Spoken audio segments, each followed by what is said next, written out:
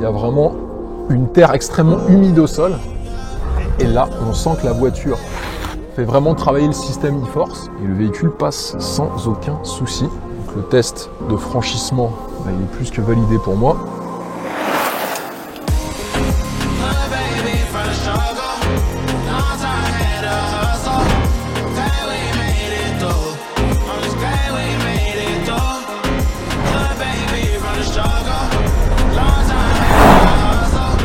Nouveau Nissan X-Trail 7 places, 4 roues motrices, technologie ultra innovante e-Power. Est-ce qu'il a les armes pour être propulsé en tête des ventes de son segment?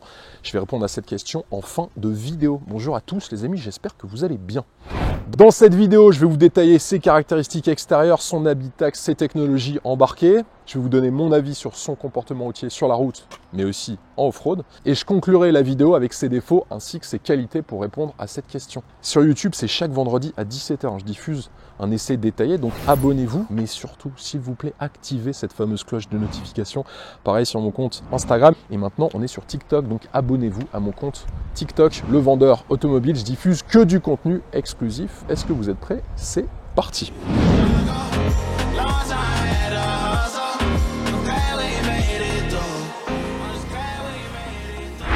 Avant de commencer à vous détailler ce nouveau Nissan X-Trail, je voulais partager avec vous une offre en location longue durée plus qu'intéressante. Vous allez vite comprendre pourquoi.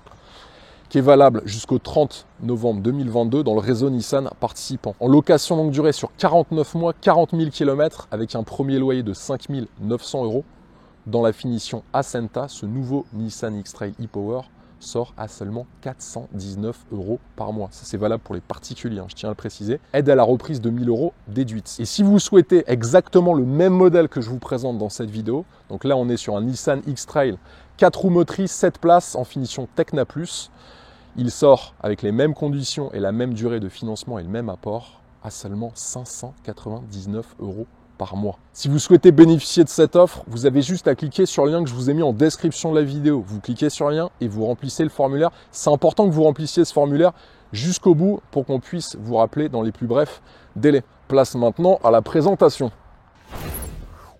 La première génération du X-Trail, elle est apparue il y a plus de 20 ans, en 2001, il faut le savoir. La deuxième génération en 2007, troisième génération en 2014 et cette quatrième génération que je vous présente en 2021 en Amérique du Nord et en septembre 2022 en Europe. La grande nouveauté, c'est bien sûr cette technologie ultra innovante e-Power qui associe un moteur électrique à un moteur thermique. Le seul rôle du moteur thermique, c'est d'alimenter les batteries du moteur électrique et seul le moteur électrique entraîne les roues du véhicule. Il y a deux niveaux de puissance qui sont proposés. Pour les versions 2 roues motrices, ce sera 204 chevaux et pour la version 4 roues motrices que j'essaye, 213 chevaux. Vous allez voir que ça apporte un agrément de conduite qui est assez appréciable, mais je vais y revenir en détail dans la partie de l'essai routier. Sur l'extérieur, je vais commencer par la face avant en haut du pare-brise. On a une caméra qui permet d'utiliser les équipements de sécurité passive. On a un pare-brise chauffant sur le modèle que je vous présente. Un très large capot, assez massif, avec des lignes de capot qui sont excentrées sur les extrémités. Ça lui donne un côté ultra massif, notamment avec la présence à l'extrémité de ce capot d'une calandre très large, en noir brillant, en forme de V, ça c'est l'ADN de Nissan, avec la partie inférieure qui est chromée, tout comme le bas de bouclier, lui aussi chromé. Projecteur avant à LED, avec des feux de route intelligents, avec 12 faisceaux indépendants, et puis les clignotants qui eux aussi sont à LED. On a les feux anti-brouillard à LED également. À noter que vous avez les extrémités du bouclier juste en dessous des projecteurs, des entrées d'air qui ne sont pas factices, il faut le noter. Aussi, point important, vous avez des volets actifs dans cette très large entrée d'air centrale tout en bas du bouclier qui permettent de faire varier le flux d'air pour alimenter le moteur et venir le refroidir lorsque c'est nécessaire. Je trouve qu'il y a eu vraiment un pas en avant niveau design sur cette quatrième génération de l'X-Trail. L'ancien commençait vraiment à accuser le poids des années, surtout en 2022 où beaucoup de constructeurs font vraiment énormément d'efforts sur l'attrait visuel de leur modèle. Perso, j'aime bien l'avant. Les tailles de jantes varient de 18 à 20 pouces. Là, on est sur des 20 pouces sur le modèle que je vous présente. Arche de roue, jupe latérale en plastique noir avec un empiècement chromé qui lui va assez bien. Tout comme la partie supérieure des fenêtres en chrome. Ceinture de caisse qui croise les poignées de porte. Ça permet d'adoucir sa ligne et de retirer ce côté un petit peu trop massif qu'il a parce qu'on est sur une version 7 places, forcément. Les rétroviseurs contiennent une coque de rétroviseur qui est en noir. Rappel de clignotant, la caméra ici, pour utiliser le système de caméra avec la vue aérienne. Ils sont dégivrants électriques, rabattables électriquement avec une fonction mémoire et aussi marche arrière. Lorsque vous allez enclencher la marche arrière, le rétroviseur va s'incliner vers le bas pour vous éviter d'abîmer la roue arrière droite du véhicule contre un trottoir par exemple.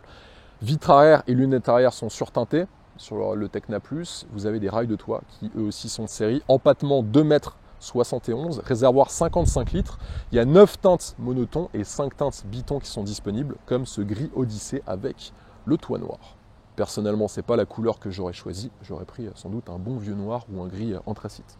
Antenne requin, béquet arrière assez proéminent avec l'intégration du troisième feu stop. Bien sûr, la lunette arrière est surteintée. Feu arrière à LED en forme de boomerang. Nouvelle typographie X-Trail au centre. La caméra de recul est présente juste au-dessus du support de plaque. Le bas du bouclier est assez massif avec la présence d'un empiècement en plastique noir. Personnellement, ça, j'aime pas trop. Il aurait fallu peut-être l'avoir en couleur carrosserie. Ça aurait été beaucoup plus harmonieux. Et vous pouvez en option avoir un crochet de remorquage avec une capacité de traction de 750 kg en non freiné et 1650 kg en freiné. Ouverture et fermeture du haillon électrique. 485 litres d'espace dans cette configuration en version 7 places. Et si vous baissez la banquette arrière, la deuxième banquette, là vous aurez 1298 litres. Vous avez une prise 12 volts sous le plancher du coffre, tout l'équipement du kit anti-crevaison. Et pour déployer la troisième banquette, il faudra retirer le cache-bagages de cette manière. C'est hyper simple, vous pouvez le faire même à une main. Et ensuite, vous avez juste à avancer, si nécessaire, un tout petit peu le dossier de la deuxième banquette et vous avez à tirer les sièges de cette manière. Donc on peut le faire en quelques secondes seulement. Et pareil sur le siège, sur la partie droite. Bien sûr, pour fermer le haillon, ça se fera avec la commande qui est située juste ici. Sur cette dimension, une longueur de 4,68 m, largeur 1,84 m hors rétroviseur pour une hauteur de 1,72 m et sur son poids 1965 kg à vide sur la balance. Il est juste sous la barrière des 2 tonnes, donc il est au-dessus des 1,8 tonne. Vous paierez donc un malus au poids qui va être assez réduit. Donc. Sous le capot, c'est la motorisation e-Force, donc 4 roues motrices, 213 chevaux. Vous avez cette technologie e-Power avec 2 moteurs électriques, un moteur synchrone à l'avant, un moteur synchrone sur l'arrière qui développe 213 chevaux pour 525 Nm de couple. Avec une batterie lithium-ion d'une capacité d'1,73 kWh qui est alimentée par un moteur thermique, c'est le principe de cette technologie e-Power. Ce moteur thermique, c'est un 1,3 litre, 1,5 litre de cylindrée qui va alimenter les batteries du moteur électrique pour faire fonctionner les 2 moteurs électriques à l'avant et à l'arrière du véhicule. Bien sûr, transmission intégrale, boîte de vitesse à un seul rapport, puisque l'entraînement se fait via la motorisation électrique. Les performances sont bonnes, surtout avec ce couple, un couple ultra présent, omniprésent même. 0 à 100 km/h abattu en 7,2 secondes et vitesse max 180 km/h. Et donc la consommation du moteur thermique qui alimente le moteur électrique est annoncée par le constructeur à 6,5 litres au 100 km. Moi j'ai constaté 6,9 litres sur les kilomètres que j'ai réalisés dans la matinée. Sur son tarif, à partir de 42 700 € en entrée de gamme. Et celui que je vous présente, là on est vraiment sur la finition et la motorisation la plus puissante. Le tarif s'élève à 57 450 €. Sur les émissions de CO2, il émet entre 132 et 152 grammes de CO2 par kilomètre. Donc vous paierez maximum un malus écologique de 1172 €. Sauf si vous avez une famille avec 3 enfants par exemple. Là vous aurez un abattement de 20 grammes sur le CO2 par enfant et de 200 kg sur le poids total du véhicule. Donc vous ne paierez ni malus écologique, ni malus au poids. Donc avis aux familles nombreuses, à partir de 3 enfants, vous pouvez avoir ces abattements. Place maintenant à l'intérieur avec les places arrière. Je trouve déjà que sur la banquette arrière, on est sur une hauteur un petit peu plus élevée que celle des sièges avant. Donc on a cette sensation de dominer l'habitacle. Ça c'est super agréable. Beaucoup de place au niveau de la garde au toit. Au niveau des coudes, alors petit bémol sur les accoudoirs, ils sont un petit peu durs. Rien de choquant, mais un petit peu dur tout de même. L'assise est excellente. Avec ce cuir matelassé noir sur le modèle que je vous présente, il peut aussi être couleur Havane. Alors en fait, ce confort, il s'explique d'une manière assez simple. Vous avez la partie basse du dossier qui est rembourrée. Et ça vous apporte énormément de maintien lorsque vous vous asseyez dans votre siège. Alors c'est le cas à droite et à gauche, c'est un peu moins le cas au milieu forcément. Tunnel central très peu présent, donc pour la 5e personne, ce sera agréable de s'asseoir. Vous pourrez régler la température à l'arrière, siège chauffant sur l'arrière, prise USB-C, USB-A, bus d'aération orientable, poche aumônière, ciel de toit de couleur claire avec un toit ouvrant panoramique. Ça c'est 2 séries sur le Tecna Plus que je vous présente. Vous avez une ouverture des portières à 85 degrés. Et ça, je vous assure, pour rentrer des colis volumineux ou même des poussettes à l'arrière du véhicule, ça c'est un super bon point. Une chose à préciser, c'est que la banquette de la 2e rangée est coulissante et aussi inclinable. Ça vous permettra d'accéder plus facilement à la 3e rangée. Alors bien sûr, ce sera idéal pour des enfants, un peu moins pour des adultes, mais regardez, j'ai encore la possibilité de reculer.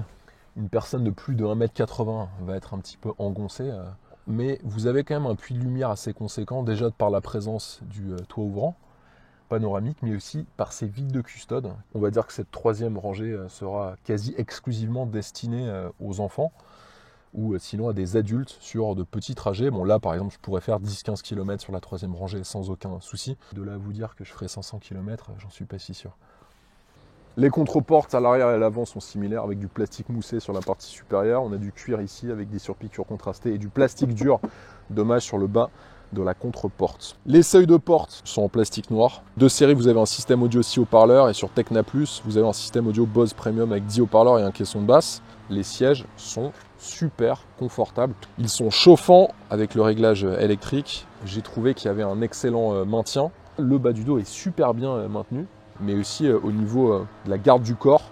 On est sur un siège extrêmement moelleux avec toujours la présence en bas du dossier de cette partie qui est rembourrée. Et là, on sent que Nissan a fait un effort pour justement améliorer le confort du véhicule. L'amélioration est vraiment nette. Je pense que ceux qui ont eu l'ancien X-Trail et qui vont monter dans celui-là, ça va être la première chose que vous allez noter à son volant. Affichage tête haute 10,5 pouces avec la projection qui est sur le pare-brise. Ça, c'est disponible à partir de la finition Tecna. De série, vous avez un combiné d'instrumentation avec un écran couleur, un TFT de 7 pouces. Et à partir de N-Connecta, le combiné d'instrumentation, il est entièrement digital. Et il fait 12,3 pouces comme sur le modèle que j'essaye. Volant en cuir à 3 branches. Vous le savez, j'aime bien les volants à 3 branches. Et celui-ci est particulièrement réussi, je trouve. Il est réglable en hauteur et en profondeur. Chauffant de série. À gauche, vous avez la navigation dans l'instrumentation, le réglage du volume, des playlists. Et à droite, régulateur et limiteur de vitesse, commande vocale.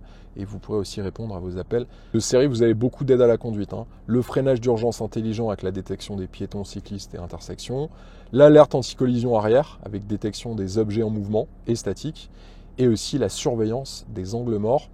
Moi, ce que j'aime bien sur le volant, c'est qu'on a quelque chose de sobre, moderne et surtout simple. On ne se perd pas dans les commandes. Là aussi, on voit un bond en avant en termes de design, mais surtout d'ergonomie par rapport à la précédente génération.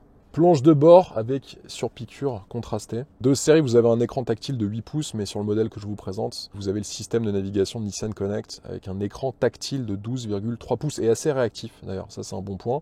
Apple CarPlay et Android Auto de série. Vous avez le Nissan Connect Service avec les services d'accès à distance depuis votre smartphone, la caméra de recul de série avec la vision à 360 degrés.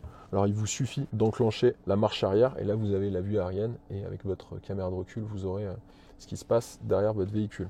En dessous, 2 bus d'aération orientables, le réglage de la climatisation et du chauffage. Prise USB-C, USB-A, bouton Start and Stop pour mettre en route le moteur. 12 volts allume-cigare. Là, vous aurez un chargement par induction de votre smartphone.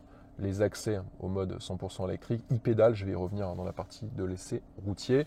Et un sélecteur de vitesse très bien intégré dans cette console centrale qui est volante puisque vous avez un très grand rangement sous cette console centrale. Un frein de parking électrique, l'auto-hold, qui vous permettra de ne pas avoir appuyé sur votre frein lorsque vous êtes à un feu rouge. Et avec cette molette, vous pourrez choisir les différents modes de conduite. Ça, ce sera valable surtout en tout terrain. Et enfin, un accoudoir central assez logeable, très profond pour le coup.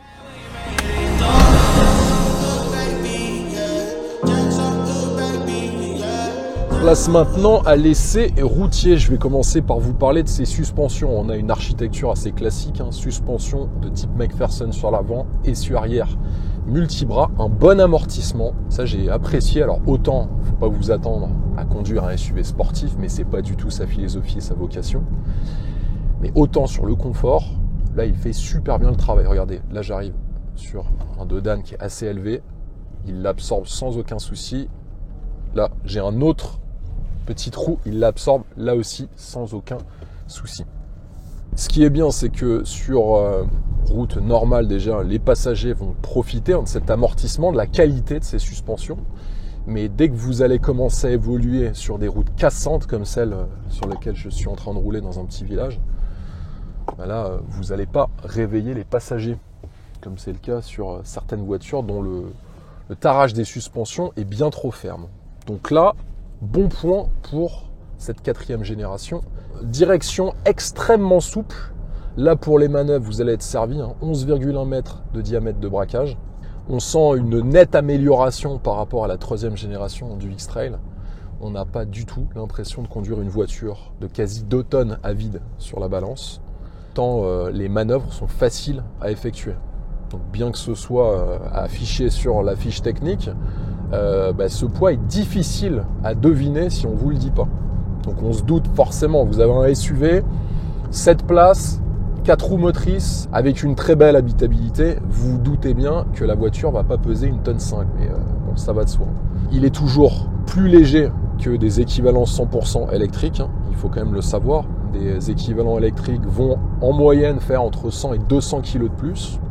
Donc ça lui profite nécessairement et logiquement sur son comportement routier qui est super sain. Le freinage est bon. Il faut quand même rappeler que la voiture a pour vocation de transporter des parents avec leurs enfants. Voilà, c'est pour ça qu'on achète un X-Trail et il répond parfaitement à cet usage et à ce besoin. Sur le freinage, il est mordant. Vous pourrez avoir des distances de freinage très courtes lorsque vous solliciterez à pleine charge la pédale de frein. Donc ça, c'est super rassurant. Et puis, vous avez parmi les aides à la conduite proposées, le freinage d'urgence automatique qui est disponible. Alors, cette motorisation e-Power, qu'est-ce que j'en pense ? Je vous en avais parlé dans mon essai du Nissan Qashqai e-Power, qui est équipé de la même technologie. Vous avez un moteur thermique, donc 1,5 litre, 3 cylindres, qui va alimenter les batteries du moteur électrique. Et seul le moteur électrique va entraîner les roues du véhicule. C'est super important. Et l'avantage de cette technologie, c'est qu'on bénéficie des qualités de l'électrique, à savoir un couple immédiat à bas régime avec des relances qui sont super vigoureuses et directes. Donc ça, c'est top quand vous êtes en agglomération, dans des zones urbaines ou périurbaines. Mais même lorsque vous allez vous lancer sur des routes départementales, vouloir doubler un véhicule, vous allez sentir une vélocité qui est vraiment flagrante quand on est à son volant. On n'est pas sur une voiture de sport, attention, mais pour un SUV, je vous assure que les relances à basse vitesse et même à 70-80 km/h, avec le couple du moteur qui est très élevé, vous allez en avoir pour votre argent. Donc ça, c'est la première qualité. La deuxième qualité, et non des moindres, vous n'avez pas les obstacles que vous pourrez rencontrer sur une voiture 100% électrique, à savoir les difficultés de recharge, des autonomies restreintes. Là, vous pouvez faire 1000 km, comme sur un véhicule thermique traditionnel sans aucun souci. Vous arrivez à la station essence, vous rechargez le réservoir de carburant du moteur thermique qui lui va alimenter le moteur électrique et là vous êtes reparti. Donc vous faites un plein d'essence traditionnel, vous n'avez pas besoin d'attendre 20-25 minutes ou 30 minutes. Et vous n'êtes pas aussi contraint par le réseau de bornes de recharge comme sur une voiture 100% électrique. C'est là où Nissan a visé dans le mille avec cette technologie parce qu'elle permet de baisser les émissions de CO2, d'apporter un meilleur agrément de conduite aux occupants du véhicule, mais surtout aux conducteurs, tout en n'étant pas impacté par les obstacles qui sont aujourd'hui encore présents dans une voiture 100% électrique. Et ça, je trouve que c'est vraiment bien vu. Sur la consommation, on reste en dessous des 7 litres au 100 km en moyenne. Après, si vous augmentez le rythme, donc forcément, vous allez faire augmenter la consommation du véhicule. Mais en conduite tout à fait normale et pas en éco-conduite, moi j'étais la plupart du temps en dessous des 7 litres au 100 km, ce qui est très correct. Et puis, on bénéficie aussi de l'insonorisation et de la qualité d'un moteur électrique. Écoutez plutôt, là je roule à 50, on n'entend strictement rien dans la voiture. Bien sûr, lorsque vous allez solliciter le moteur et appuyez à fond sur l'accélérateur. Bon, là, vous allez entendre un bruit de moteur thermique, forcément, puisqu'il faut alimenter les batteries du moteur électrique. Je vous rappelle que les batteries du moteur électrique font 1,73 kWh seulement, donc il faut constamment les alimenter en électricité avec le moteur thermique. Je vais vous faire une petite démonstration. Donc là, j'étais en mode automatique. Il y a plusieurs modes de conduite. Je vais mettre en mode sport et je vais faire un 0 à 100. Allez, j'accélère à fond. Donc là, j'accélère à fond. Allez, 100 km/h. Bon, 7 secondes 2. Il les fait très facilement. Ce qui est assez marrant, c'est que dans une voiture thermique traditionnelle, lorsque vous allez accélérer à fond, vous allez avoir un bruit de moteur omniprésent. Et là, le bruit du moteur, bien que j'accélère à fond ma pédale d'accélérateur, n'est pas très présent dans l'habitacle. Et ça, c'est super agréable. Là aussi, ce qui est bien, c'est lorsque vous allez vous lancer sur une autoroute, vous n'allez pas réveiller les passagers du véhicule qui sont en train de dormir, par exemple. Ce sont des petits détails, mais qui peuvent faire leur différence, notamment pour des familles. Il y a plusieurs modes de conduite qui sont proposés. Vous avez le mode off-road, que je vais tester d'ici quelques minutes. Le mode snow, standard, éco et sport. Ils ne sont pas très marqués dans le X-Trail. Donc vous attendez pas à avoir des accélérations avec la nuque qui est décrochée dans votre appui-tête, ce ne sera pas le cas. Vous aurez bien sûr une meilleure réactivité du véhicule lorsque vous allez être en mode sport et un véhicule plus doux lorsque vous allez être en mode éco ou standard. Moi j'ai toujours roulé en mode standard, ça fait super bien le travail. Le système 4 roues motrices, alors sur chaussée humide, chaussée glissante, ça va vous apporter un gain de sécurité évident, forcément, avec les 4 roues motrices. Donc pour ceux qui habitent dans des zones montagneuses ou même si vous habitez dans des grandes villes françaises, pendant l'hiver, ça peut s'avérer très pratique de bénéficier de cette sécurité pour vous et les passagers du véhicule. En tout terrain, vous allez voir dans quelques minutes, ça a aussi son efficacité, et heureusement, avec ce système e-Force, qui est là pour répartir le couple de la manière la plus performante qui soit. Pour augmenter l'efficience de la voiture, vous avez deux possibilités. Alors déjà, vous mettre en mode de conduite éco, avec la molette qui est sur la console centrale, et vous pourrez aussi vous mettre en mode B, pour accentuer la récupération d'énergie. Donc là, regardez, je suis à 70, je lève le pied de l'accélérateur, le véhicule va ralentir plus rapidement que si je suis en mode D traditionnel. Et si vous souhaitez encore accentuer la récupération d'énergie, là il faudra vous mettre en mode e-pédale ou e-pédale en français si vous préférez.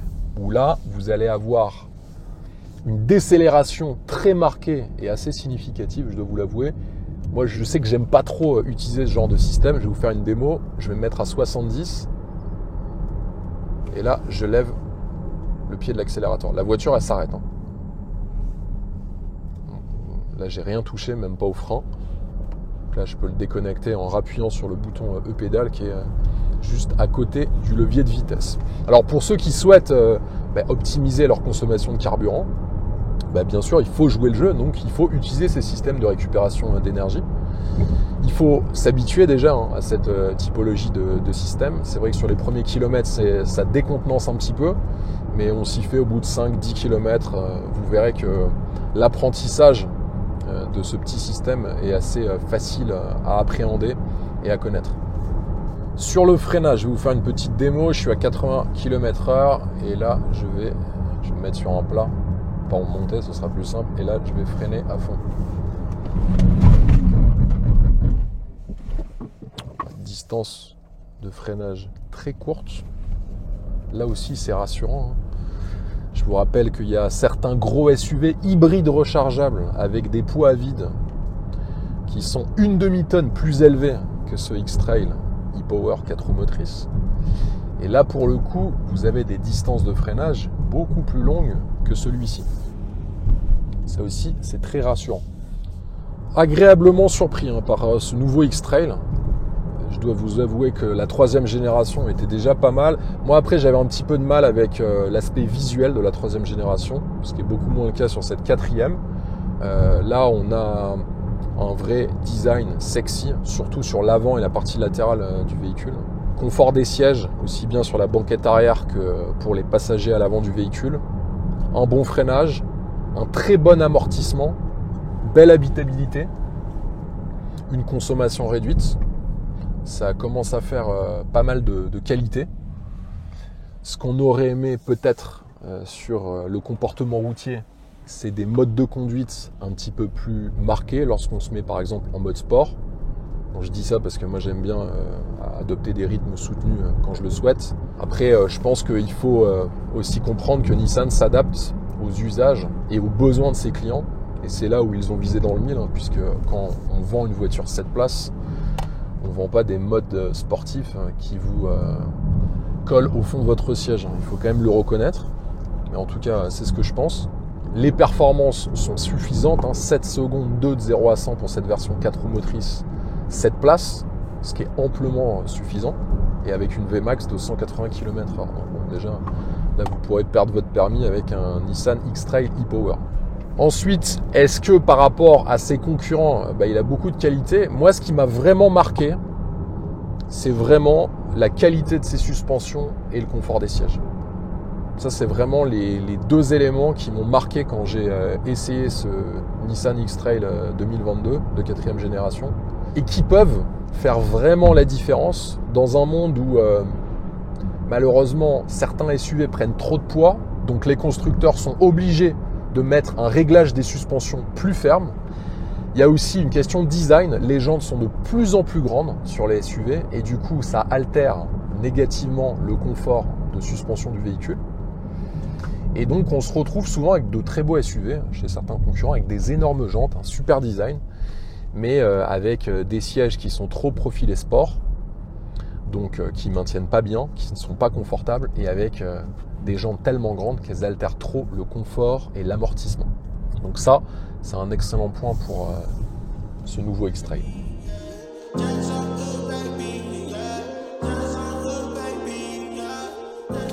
En tout terrain, alors même si la vocation de la voiture n'est pas de faire du franchissement hardcore, vous pourrez vous aventurer sans souci avec un X-Trail en activant la molette qui est sur la console centrale. Donc là, vous avez plusieurs modes et surtout accès au mode neige et tout terrain.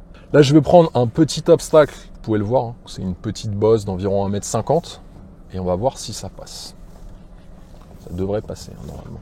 Garde au sol 19 cm, système 4 roues motrices e-Force. Est-ce que ça passe? Regardez l'avant qui se lève, l'avant qui se lève. Je vais le faire tout doucement. Ah, il a une super bonne motricité parce que là on est sur un sol un petit peu glissant. Il a plu hier. Et à aucun moment j'ai une perte de motricité. Ça c'est grâce au système e-Force. Ce système e-Force, c'est la transmission intégrale présente sur ce X-Trail qui va vous permettre d'avoir une optimisation de la motricité en fonction de l'adhérence sur le terrain sur lequel vous êtes en train d'évoluer. Donc en gros, ça va répartir la force motrice entre les 4 roues du véhicule en fonction du besoin à un instant T. On va essayer de faire d'autres obstacles. Là, on en a fait un qui était pas trop dur, mais qui n'est pas à la portée de toutes les voitures. Si vous avez un SUV avec une transmission classique sur 2 roues, vous amusez pas du tout à faire ce que je suis en train de faire parce que déjà vous passerez pas, vous serez bloqué en bas.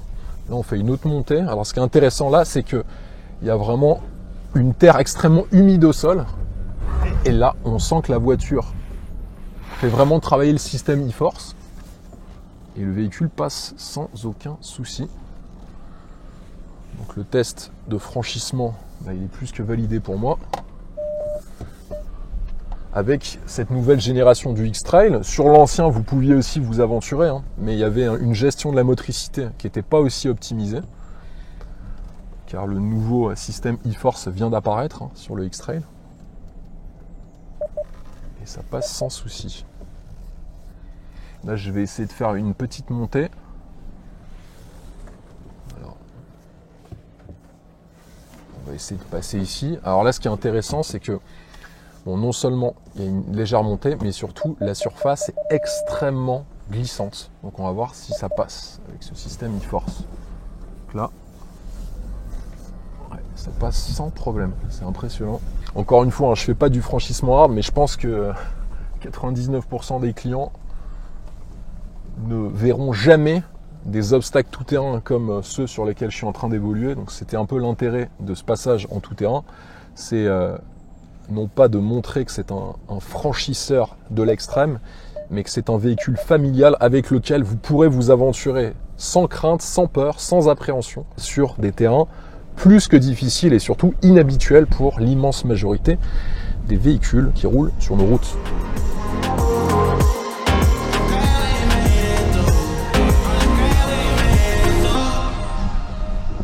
Il faut maintenant conclure l'essai de ce nouveau X-Trail 2022. Alors, ce que j'ai retenu parmi ses défauts, c'est un poids conséquent qui frôle les 2 tonnes à vide. On a un malus écologique qui est présent, même s'il est très faible, et un volume de coffre qui est amputé sur la version 7 places, forcément. Heureusement, je vous rassure, il a beaucoup de qualité. Alors déjà, un équipement de série pléthorique, quelles que soient les finitions, ça c'est un excellent point. On a un agrément de conduite qui est réellement en hausse par rapport à la précédente génération, avec une bonne insonorisation, une habitabilité que j'ai trouvé assez généreuse et surtout un confort des sièges qui, je pense, n'a pas d'égal dans sa catégorie. Ça, c'est une qualité pour le coup. Et enfin, des tarifs en location longue durée que je trouve très attractifs à partir de 419 € par mois et 599 € par mois pour la version la plus haut de gamme. Souvent, on vous parle d'offres en location longue durée sur des modèles sans options. Moi, je vous en parle sur la finition avec toutes les options. Donc, la Tecna Plus que vous voyez dans cette vidéo avec le cuir, les sièges électriques, le toit ouvrant, etc. Les 4 roues motrices et surtout 7 places, 599 € par mois. D'ailleurs, si ça vous intéresse, je vous ai mis un lien en description de la vidéo. Donc, allez en description de la vidéo, vous cliquez sur le lien, vous remplissez le formulaire et vous serez recontacté dans les plus brefs délais par le réseau Nissan participant. C'est jusqu'au 30 novembre 2022, si vous voulez en profiter, les amis. Est-ce que ce nouveau Nissan X-Trail a les qualités pour se propulser en tête des ventes de son segment? Je dirais qu'entre sa technologie e-Power, le niveau d'équipement, les 7 places, les 4 roues motrices, le design qui a été entièrement revu et le confort des sièges, c'est clair qu'il serait difficile de croire qu'il ne va pas occuper une des 3 places du podium. De là à dire qu'il va occuper la première, bon ça, il y a un élément qui joue pour beaucoup, c'est l'aspect visuel, l'attraction visuelle qu'auront les futurs clients de cette voiture.